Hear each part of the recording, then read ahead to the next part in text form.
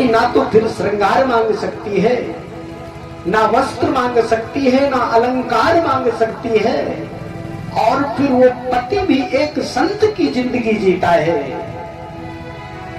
ये थोड़ी बहुत ध्यान से सुनने जैसी बात है। आज पति ने कहा देवी हमें बाहर जाना पड़ेगा।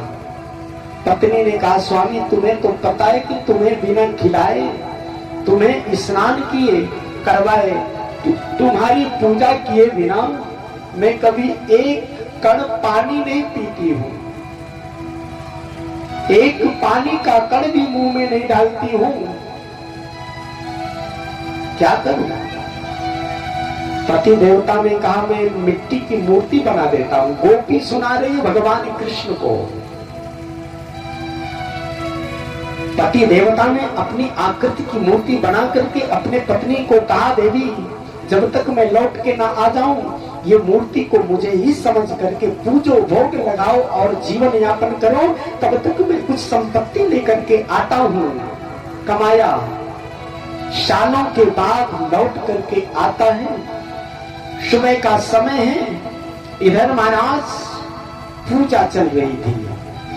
ओम जय जगदीश हरे, स्वामी जय दीनानाथ हरे, भक्त जनों के संकट क्षण में दूर करे।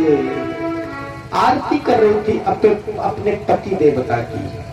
देवियों तुम्हें मंदिरों में ज्यादा सिर पटकने की जरूरत नहीं है, मात्र केवल अपने पति को प्रसन्न कर लो। पति शराबी है, तुम में कभी कहीं कमी रह गई है। तुम अपने स्वरूप को यदि पहचान जाओ तो महाराज पति को जैसा बनाना चाहोगी वैसे पति हो जाएगा। ये सामर्थ्य इन माताओं में, बहनों में है। शास्त्र कहते हैं ये साक्षात आत्मा की मूर्ति है। पति के आत्मा को बदलने के लिए बस थोड़ी सत्संग की जरूरत है। तुम्हारे अंदर ज्ञान होना चाहिए। तुम जब कभी भी यदि तुम्हारा पति बात नहीं मानता है, वो गलत मार्ग में जाता है, जब वो सो जाए ना, तुम्हारा जो शास्त्र की भाषा है लेकिन थोड़ी सावधानी के साथ, वो तुमसे चिढ़ता हो और तुम उसकी श्वास में जाकर के अपनी श्वास मिलाओ, कह दो बहुत अच्छे हो, बहुत अच्छे हो, बहुत अच्छे हो, तुम मेरी बात मानते हो।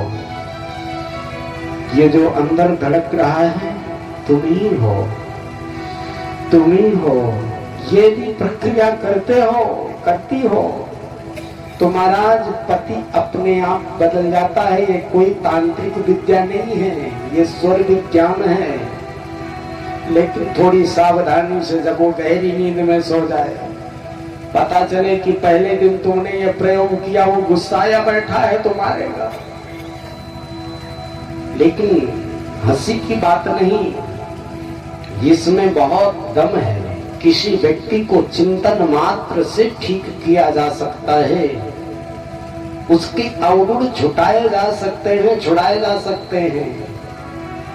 बस अंदर से स्वयं डूब करके आत्मा में शांत हो करके ये व्यक्ति मुझे बहुत चाहता है, शत्रु भी तुम्हारा दीवाना हो जाएगा। बस गलत प्रयोग नहीं, गलत प्रयोग में हो भी नहीं सकता है। कहते हैं जीवा दत्ता परान्नेन करौ दग्धं प्रतिगृहात्, ये गौतमी कल्प का श्लोक है। ये तांत्रिक ग्रंथ था तो उसमें लिखा था जीवा दग्धा परान्नेन करौ दग्धं प्रतिगृहात् मनोदग्धं स्त्री भी मंत्र सिद्धिं तंत्र सिद्धिं कथम भवेत। यदि तुम किसी पराई स्त्री पर अथवा पराये पुरुष पर इस प्रयोग को करोगे, तुम्हारे मन की ताकत जल गई, फिर उसमें परिवर्तन नहीं हो सकता है। तुम यदि अपनी जगह में सही हो, पति को जैसा बनाना चाहो वैसे बन जाएंगे। आज पति देवता ने कहा इसकी पूजा करो, मैं जाता हूँ। सालों के बाद कमा करके